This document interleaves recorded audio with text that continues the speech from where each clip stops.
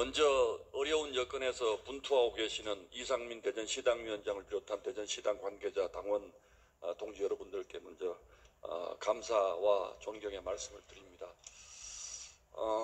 이제 이재명 대통령이 유엔에서 귀국을 하면 아마 대통령실에서 사상 유례없는 외교 성과를 거뒀다, 국제사회의 극진한 환대와 지지를 받았다, 이런 논평이 나올 것 같습니다. 그 부분에 대해서는 차차 따져보기로 하고, 이재명 대통령의 대북 정책이 과연 무엇인가에 대한 근본적인 질문을 좀 하도록 하겠습니다. 이재명 대통령은 유엔 연설에서 END 이니셔티브라는 것을 제안했습니다. 여기서 E는 교류, N은 관계 정상화, 그리고 D는 아마 비핵화를 말하는 것 같습니다. 이 END를 통해서 냉전을 종식하겠다. 이것이 이재명 대통령 외교 정책의 큰 기조다, 이렇게 주장을 하는 것 같습니다. 그런데 정말 여러 언론에 제목을 장식한 것을 보면 좌파 정권의 선전선동술이 정말 대단하다는 생각을 합니다.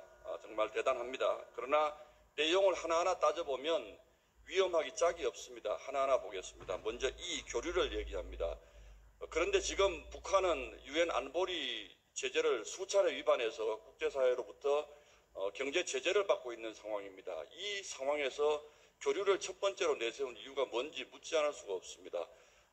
이 교류라고 하는 것이 이화영 전 지사가 보낸 800만 불 방식의 교류를 얘기하는 것인지, 아니면 이화영 전 지사의 대북 송금, 불법 대북 송금을 합법화시키기 위해서 이런 주장을 하는 것인지, 그럼 국제사회의 제재를 거슬러서 우리가 교류를 하겠다는 것인지 도무지 앞뒤가 잘 맞지 않습니다. 두 번째는 관계 정상화입니다. 이 관계 정상화라는 것이 남북 수교를 얘기하는 것입니까? 아니면 통일을 포기하겠다는 것을 뜻합니까? 이미 북한의 김정은은 두 국가론을 내세운 바가 있습니다. 이재명 대통령의 이 관계 정상화가 혹시 김정은이 주장하는 두 국가론에 따른 남북 관계를 정상적으로 구축하겠다, 이런 뜻이라면 통일을 포기하겠다는 뜻입니다. 그러나 우리 헌법을 보면 한반도의 영토는 명백히 대한민국과 그 부속 도서를 한다, 이렇게 되어 있습니다. 대한민국의 영토는 한반도와 그 부속 도서를 한다, 이렇게 되어 있습니다. 명백히 위헌적 발언입니다. 세 번째, 더 위험하게 짝이 없는 발언이 바로 이 비핵화 발언입니다. 이미 유엔에 가기 전에 외신 인터뷰를 통해서 북한의 핵을 인정하는 듯한 발언을 했습니다. 그런데 지금 비핵화라고 하는 것은 지도자의, 한 나라 대통령의 언어가 앞뒤가 맞지 않는 말입니다. 그렇다면 이 비핵화가 북한의 비핵화가 아니라 북한이 주장하고 있는 한반도 비핵화, 그리고 한반도 비핵화를 조건으로 내건 주한미군 철수, 이 주장과 궤를 같이 하는 것인지 묻지 않을 수가 없습니다. 지금 북한은 진보 정권이 내어준 재원으로 핵을 고도화시켜서 사실상 국제사회로부터 실질적인 핵 보유국이라는 평가를 받기에 이르렀습니다. 그런데 이재명 대통령의 연설을 보면 그야말로 꿈을 꾸고 그 꿈을 연설문에 그대로 옮겨서 비현실적인 외교인식을 하고 있는 것 아닌가라는 걱정을 하지 않을 수가 없습니다. 이런 거짓말이 국제사회에서 통할 리가 없습니다.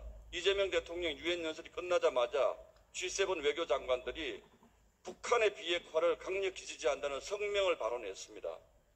이것이 혹시 국민 여러분들은 이재명 대통령의 연설을 G7 외교장관들이 지지하는 것으로 오독할 수도 있겠습니다만, 이재명 대통령의 연설, 우리의 생각과는 다르다는 것을 G7 외교장관들이 분명히 밝힌 것입니다.